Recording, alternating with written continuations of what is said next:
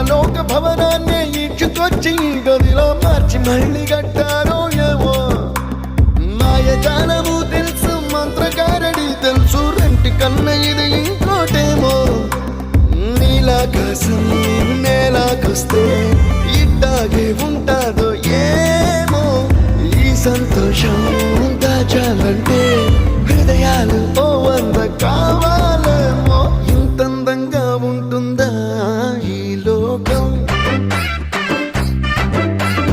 ఇన్నాళ్ళు ఈ మనసుకి తెలియాలేదే పాపం